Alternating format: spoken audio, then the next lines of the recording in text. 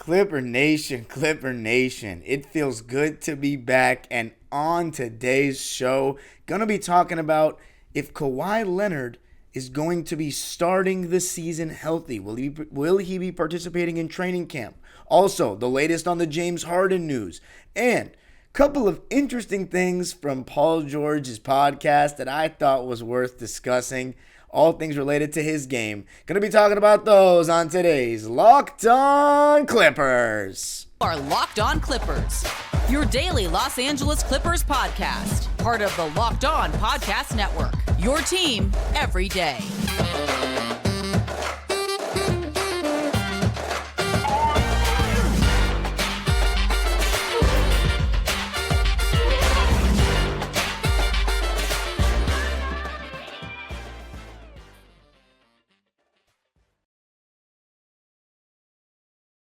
Yes, sir. You are locking in with the Clips. Thank you for making Locked On Clippers the first listen of your day, your team every day. I'm your host, Darian Vaziri, born and raised in Los Angeles and going into my 19th season as a Clipper fan in the fall. You can also follow me on Twitter and Instagram at DimeDropperPod. You can subscribe to the podcast Twitter page at Locked On Clips. And, of course, subscribe to my very own YouTube channel, Dime Dropper, for even more LA Clipper and LA sports content. And Locked On Clippers, free and available on all your favorite podcast platforms, including YouTube, where I need you to subscribe and let me know what you think our record is going to be if Kawhi Leonard is fully healthy opening night, playing 30-plus minutes a game from opening night. Not saying he's going to be healthy the entire year. I don't think anyone's even predicting him to play 82 games. But if he's healthy from the beginning of the season, which is a luxury we did not have last season, I want you to tell me what you think our record can be and what you think it will be. And this episode is brought to you by FanDuel, America's #1 sportsbook. And I know there's an elephant in the room, and I'm going to address it. I haven't posted an episode for what feels like an eternity. And I want to just give an apology to every one of you because the standard is Monday through Friday. And in August, as I said, 3 days a week. And I haven't even fulfilled that end of the bargain.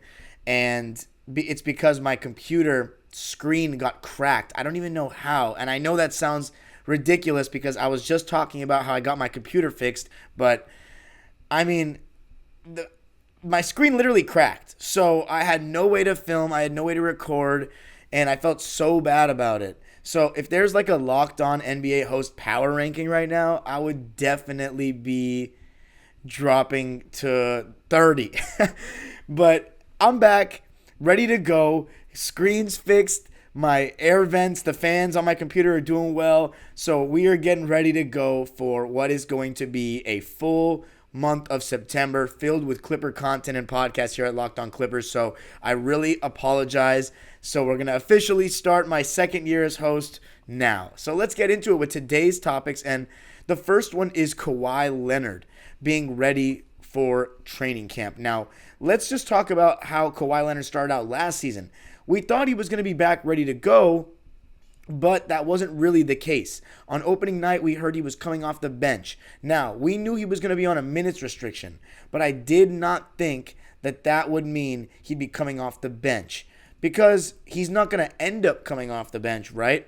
So I thought it would be nice to just play him limited minutes, but start him while we play him those limited minutes. And it wasn't that big of a deal. Ty Lue went a different route, brought him off the bench. Oftentimes, now I want to say on opening night against the Phoenix Suns, the whole first quarter went by and he didn't play. He didn't come in until the start of the second quarter or a timeout in that second quarter. So it was a little bit different than what I expected. But that wasn't necessarily a big deal, that early minutes restriction. What ended up being a big deal was when we went on the road to Oklahoma City and then we heard that he wasn't going to be playing in that first game. That was the first step of back-to-back. And then we realized that he had a setback, but they listed him as day-to-day. Now, when he was day-to-day, that was a very frustrating part of the season for fans and myself because I am a fan, as I always try to convey. And that was very frustrating because It felt like the medical staff was load managing him, being overly cautious, and it was one of those situations where we thought Kawhi wanted to play, wanted to get going, and the staff was like, nah, we don't want to rush you back into things. But it ended up being a real setback, a real injury that held him out of not just that game, but the next 1, 2, 3, 4, 5, 6, 7, 8, 9, 10, 11, 12. 12 games. So he missed from October 23rd was the last game he had played. He didn't come back till November 17th. That was almost a month. And that was our 3-game homestand. And again, he's not fully going to get, his minutes cleared right away. He's going to still have to work his way back. So in those 3 games that he did play at home, he didn't even hit 30 minutes. So then he had the ankle injury against Utah. So you're looking at this, right? In total, after the ankle injury, he misses 1, 2, 3, 4, 5, 6 more games. So he misses from November 21st, the last game he played against the Jazz, and then he comes back on December 5th. And again, that time we knew he was injured, that he had a sprained ankle. But man, it felt like we were definitely proceeding on the side of caution there as well, because I don't remember players missing that many games for a sprained ankle, especially when it's not a high ankle sprain. But he did come back within 6 games, which wasn't too bad. Mind you, we did lose 4 of those games. So every single loss just felt so big at this point because we just had not hit the ground running. Our players aren't healthy. When I say our players, I mean our star players aren't healthy, and we're just not getting going, and we did not take advantage of that easy schedule that I talked about that we needed to take advantage of if we wanted to have a 60-win or 55-plus win season before the season started last year. But then he comes back against Charlotte, hits that game winner, and then he plays his first 30-minute game in that game against Orlando where he was still on a minutes restriction, and we pulled them, both Kawhi and Paul George, out at the overtime. And then he finally gets his first win with a 30-minute game at the Washington Wizards. So he slowly started to regain his form and went crazy. But in those games, he only played 5 of the first 24 games. So he missed 20 of our first 25 games, basically. That was a huge hindrance to our season, a huge one. We did not hit the ground running because our best player is not healthy. And I think oftentimes as fans and around the league observing the Clippers, we are so hard on them and expect them because Ty Lue has shown that he could get the most out of players or most out of the team, even when our star players aren't healthy, kind of like our 42-win season in 2022. We thought that, if we have Paul George and no Kawhi, we still can be like a 5 to 10 games over 500 team. And that was not the case in the beginning of the season, especially because Paul George didn't hit the ground running as much as he did in 2021-22 or 2021 in that season. In last season, it took him a little bit of a while to get going. We were 2-4. He hit that game winner against Houston, and then he started to get going. But it wasn't that crazy. Paul George is in top 10 and MVP caliber, season to start last year for P. At least the first 10 games, and without Kawhi, that wasn't really good enough, especially with the way that Reggie Jackson was performing. So this season, the reason why I bring this topic up today is because there was a report by Clutch Points today from Brett Siegel, and it says, the title of the article is, Clippers Tyronn Lue gives pivotal injury updates on Kawhi Leonard, Paul George ahead of training camp. And what he said, and this is coming from Sirius XM Radio with Frank Isola and Brian Scalabrine, USC legend Brian Scalabrine, and he said, we expect him as in Kawhi, to be ready by training camp. So that's amazing to hear. And it's not the first time we've heard that. He said that in the Summer League, and I talked about it here on Locked On Clippers. But when we hear new news and him, saying things for a second time, then that makes me confident that he should be telling the truth. And I know I've been the guy that's been saying, got to take everything the Clippers say with a grain of salt because of the way they've talked about injuries and downplayed them, and then we find out that it's a torn something a couple weeks later. So everything in regards to Kawhi's health, essentially. But it doesn't sound like he'd be exaggerating about this. He says we expect him to be ready by training camp. The key word there is expect, that we don't know. But he did say he will be 100% by the time training camp hits, and we just got to be ready for when training camp hits with our medical staff. We just make sure we're doing the right things as far as practices and games and making sure the minutes are right. The same thing with PG. When those two guys play, we're an amazing team. So, let's just talk about that for a second. That's amazing. If we have Kawhi Leonard and Paul George, of course, but Paul George he's telling us he's ready to go. He's on Podcast P. He's doing his own thing. He's communicating to us. But Kawhi Leonard is the one that we don't hear things about. And when we hear Ty Lue say he will be 100% ready by training camp, he will be 100% by the time training camp hits, that is an amazing thing to hear as a Clipper fan, because if we have a healthy Kawhi Leonard, even if he's on a minutes restriction the first couple of games, if he's hitting that 30-minute mark by game 5 or 6 or game 9 or 10 as opposed to game 25 and 26, then I think we have a chance to hit the ground running, and that's the key to getting that top 3 seed even without the addition of James Harden, is having Kawhi Leonard to start the season, and of course, Paul George. And hearing that today made me very happy and optimistic, but I don't want to get too optimistic because you know what happens when that happens. I get disappointed by the Clippers, but Kawhi Leonard should be ready to go for training camp. But coming up, another player who probably won't be at Clippers training camp, but could be a Clipper further down the line, James Harden. What's the latest on him after the whole Daryl Morey incidents and calling him out in China? Going to be talking about that coming up. I got to tell you a little something about FanDuel, America's #1 sportsbook. Get ready for the NFL season with incredible offers from FanDuel, America's #1 sportsbook. Right now, new customers can bet $5 and get $200 in bonus bets guaranteed. Plus, all customers who bet $5 will get $100 off NFL Sunday Ticket from YouTube and YouTube TV. Now that's big. $100 off NFL Sunday Ticket? That's massive. NFL Sunday Ticket is great. Now is the best time to join FanDuel. The app is easy to use, and you can be on everything from spreads to player props and more. I'm still caught up on that $100 off NFL Sunday Ticket thing. You better bet that $5. So visit FanDuel.com/lockedon and kick off the NFL season with an offer you won't want to miss. FanDuel, official partner of the NFL.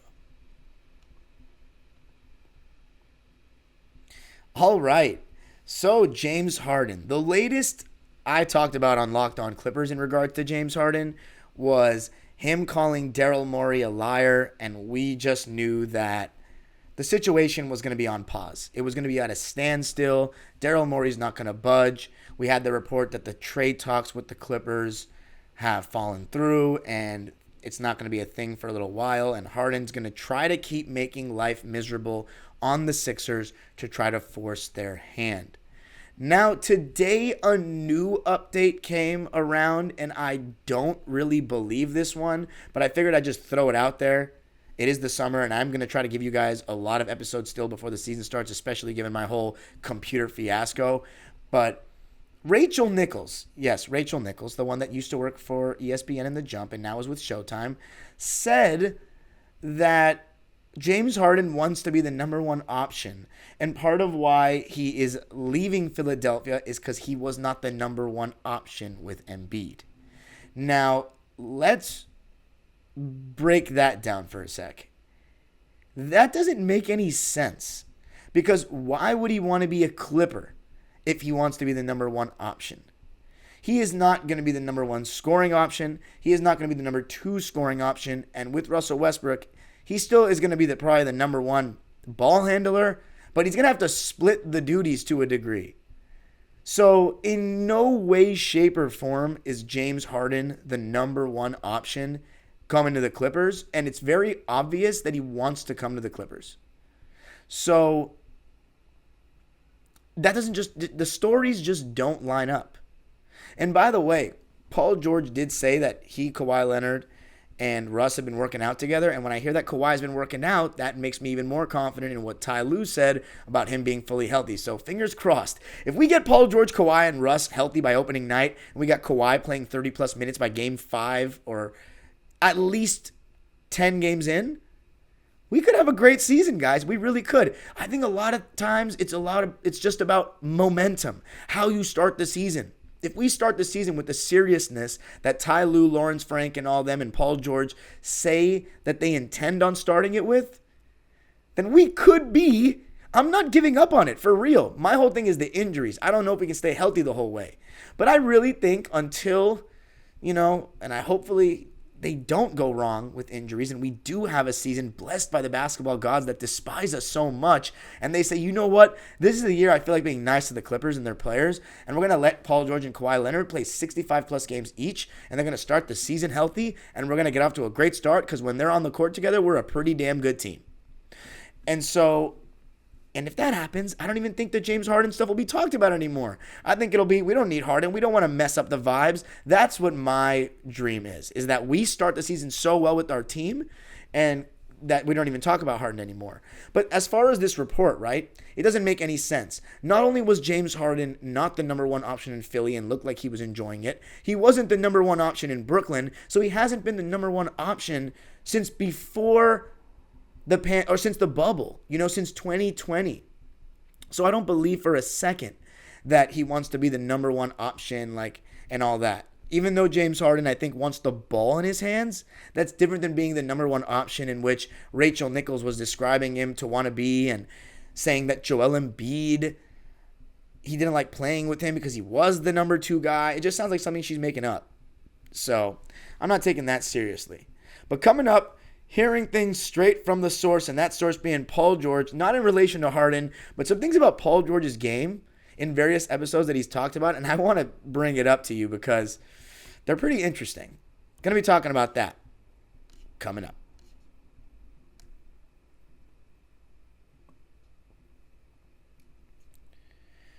Thanks for making Locked On Clippers your first listen every day. Everydayers, on the next show, going to be talking about Nicholas Batum and how the French national team's doing in FIBA, being that he is the only player representing us. So going to be talking about that and maybe some more Clippers stuff.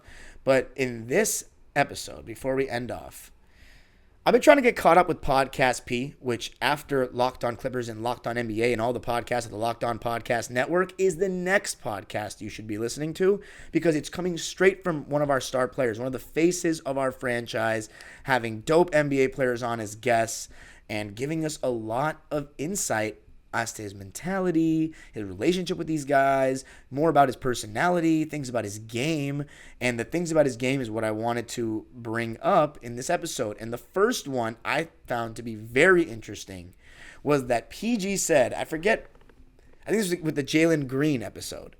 He said he doesn't like getting the first play of the game drawn up for him. He likes getting his shot on his own terms through the flow of the game. I think that's interesting. I don't think it's that big of a deal because it's just the first play of the game and everyone's just trying to get into the flow of things. But I think it's very weird that a scorer wouldn't want the first shot of the game to be his, especially when the first shot of the game is so, no pressure to me. I mean, it depends, right? If it's a big game and everyone's watching, then maybe the first shot of the game is a little pressure. But a lot of the regular season games, local television, people are still filing into their seats. It's just the first shot of the game. No one's even going to remember it in 2 minutes, really, unless it was insane. I think it's not a big deal to miss the first shot of a game at any level. I straight up don't think it's a big deal to miss the first shot at any level, especially if it's not like a wide open layup or something like that. But I think what he doesn't like, and this is just my opinion, right, of analyzing what he's saying, I think Paul George doesn't like it because when the play is drawn up for him, he knows he's going to shoot, right? And he can get his shot off whenever he wants because he's 6'9". So it's basically like coach draws up a play, I have to shoot it. That's what he says he doesn't like. Here's the thing.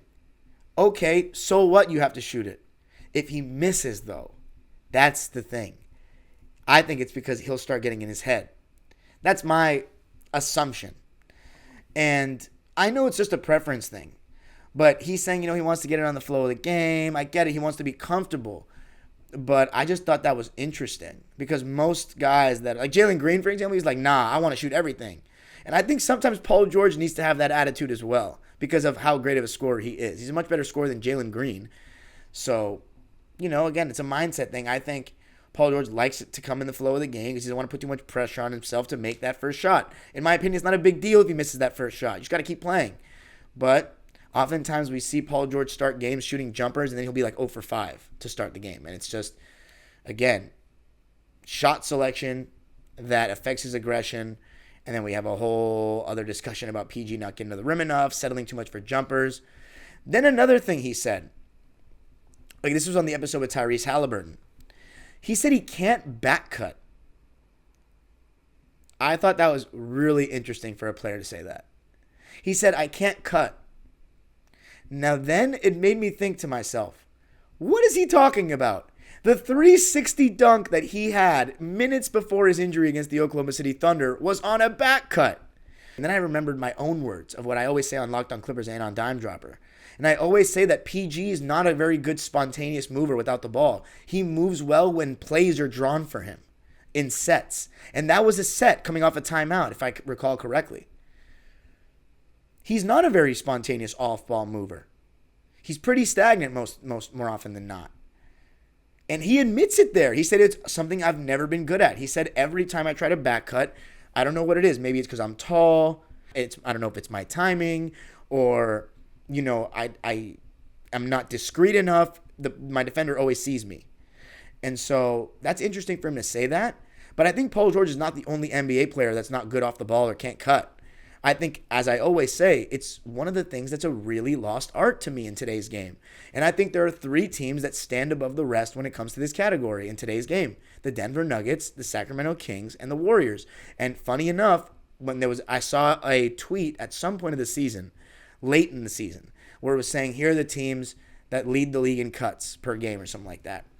And the top 3 were those guys, those 3 teams I named by a distance. So Paul George and Kawhi Leonard, like when people say that Ty Lue's offense is stagnant and this and that, your own star player hosts a podcast and is telling you he's not a very good cutter. So, Kawhi Leonard and Paul George, they're not going to move all over the place. I don't think Kawhi's bad off the ball. I think he's pretty good coming off screens, but he is a little bit more stiff coming off screens. He likes to turn and square and then kind of work. But he is pretty good coming off the ball. I'd say better than Paul George. Better coming off screens than Paul George. I think Paul George is more fluid coming off screens for jumpers. Kawhi, it takes a little bit longer to get into his shot because, as I say, he has such broad shoulders. He's so big. It's kind of like a LeBron. LeBron is not really a catch and shoot player at all on the move. Stand still, he started to do that lately, but on the move, he's not at all. Whereas Kawhi and Paul are. But Kawhi's body type, he's become so strong, like LeBron in the way these, the wide shoulders and all that. And so he's not like PG where he's coming off the screen, popping it right away. Sometimes he is, but usually it's when players go under the screen, not over the screen. And if players go over the screen, Kawhi will usually take a dribble in or two to get to the jumper. One thing that Kawhi Leonard does way better than Paul George, and P admitted it on the show, and it's obvious, is pump faking. Another thing that Paul George said he isn't good at, which is hilarious.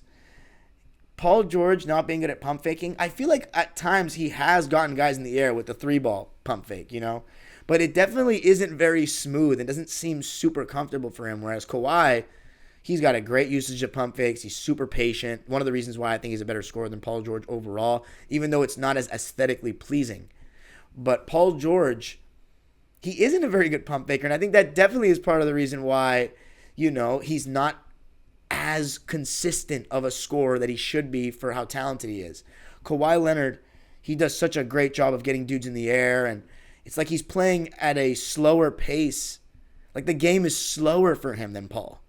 And the better you are, the slower the game is for you at every level. And Kawhi Leonard, I think one of his great skills is his utilization of pump fakes. And I think that's another skill that's very lost art in today's game, these little things. And I think Paul George is a perfect example of someone, not to say he's not fundamentally sound, because he is to a degree, great face-up footwork and good footwork around the rim. But he is a lot more of the flash, a lot more of the God-given talent that stands out in the highlight reel. He's got an amazingly smooth jump shot from all 3 levels, a great handle, gets so low to the ground for a tall guy when he's dribbling. It's simply spectacular. But he makes the game hard for himself, whereas Kawhi makes the game easier. And I think some of these things that Paul's detailing for us as his fans is very cool to see. And yeah, he's not great at pump faking. He's right about that. He also went on to say that he is a guy that likes to go off the left leg. I mean, he can go off the right, but he doesn't get the same elevation. And that is completely normal. I am somebody who, I've been getting back on the court lately, and man, I get so much more elevation off my left foot. Like, it's crazy. Obviously, I'm a right foot, right-handed guy, but like I can elevate pretty decently for a little guy on my left foot, but right foot, man, I do not get off the ground the same way at all. At all. So you're not the only one, P. And at least he can still dunk off his right leg. But he said mainly it's because he's so tall. Then the last thing on the episode with Mikal Bridges, and by the way, I'm almost caught up with Podcast P. Almost. But on the episode with Mikal Bridges, he said that he looks to facilitate more. He has more of an, I'm not out here to try to drop 30 anymore. I don't know how I feel about hearing that. Because here's what the thing about Paul. I really love Paul. He's top 2 favorite player for me on the team with Terrence Mann. What's his mentality like on a night-to-night basis? Like, for example, first, when we lost in the bubble, he says, I was being used too much off the ball like a J.J. Redick. Then, this season, he says, I don't want the ball in my hands so much. I want Westbrook. And then now he's saying, my mindset is more to facilitate. We brought in Westbrook for you to now go back to that scoring mode. We want you to try to get 25 points. Maybe not 30 because we have Kawhi getting 30. But look for your shot. When you're catching the ball on the move, you got to look for your shot. When you're catching the ball on the wing, look to be aggressive if the play allows it. Besides that, or look to get into a pick and roll action. Besides that, yeah, of course, move the ball, here and there as well. But I want Paul George looking to be fairly aggressive because a lot of times when he is aggressive getting downhill, that attracts help, and now the ball's really moving. So it's interesting, just his mentality. I like that he's, looking to get guys more involved now and all that, but that's not really his job anymore. He is the star, but now we got Westbrook to do all that. You go out and get buckets with Kawhi, and that's why I don't want James Harden, because if your second best player is saying that, I don't look to go out there with the mindset of trying to get 30. I look to, get everybody going. Why do we need another guy that completely is going to try to have that mentality as with Harden? I don't get it. I don't get Paul George sometimes, but I love it, and I love his podcast, and I love hearing him speak, and I like getting to know more about him, and I still like having him on the team. It was a pleasure to be back in front of the microphone. I also want to say before I log off for this episode, I'm going to be at basically every Clipper game this year, guys. I got a sweet deal. I'm going to be in section 207. So everybody always asks, what section do I sit in? It's going to be consistent this year. It's going to be like a season ticket. I basically have a season ticket this year for the first time in my life. So that's going to be so cool for me. I can't wait. So catch me in 207. You can follow me on Twitter and Instagram at DimeDropperPod. You can also follow Locked On Clips on Twitter at Locked On Clips. And of course, subscribe to my own YouTube channel, Dime Dropper, for even more LA sports, LA Clipper, and NBA history content. And you got to subscribe to Locked On Clippers. Let me know what you think our record can be if Kawhi Leonard is ready to go and playing 30-plus minutes by Game 10 of the season. And Locked On Clippers is free and available on all your favorite podcast platforms, including YouTube. Subscribe, hit the notification bell so you know every single time I post a video. The age-old proverb continues, go Clippers.